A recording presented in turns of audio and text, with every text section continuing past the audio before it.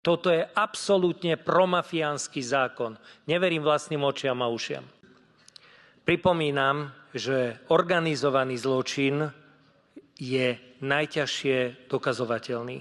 V organizovanom zločine sú všetci zúčastnení kumpáni. Keď to porovnám s nejakou lúpežným prepadnutím alebo ublížením na zdraví či na tele, tam je vždy obeť, ktorá má motiváciu sa brániť, ohlásiť trestný čin.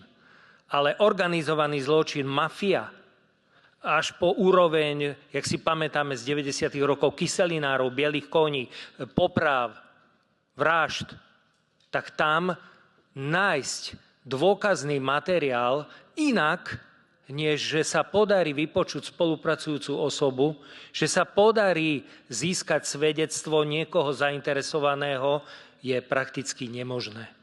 Neverím tomu, že niekde v západnom svete, že v vyspelých krajinách existuje štát, ktorý by nepoznal inštitút kajúcnikov, spolupracujúcej osoby.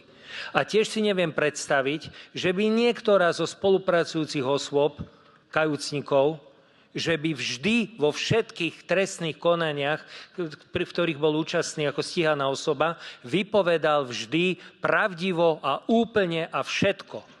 Ako majú naozaj tie súdy skúmať, aké boli procesy proti týmto osobám kedy vedené? Veď je absolútne jasné, že nemusí vypovedať všetko v bývalých procesoch o sebe, aby sa chránil pred stíhaním.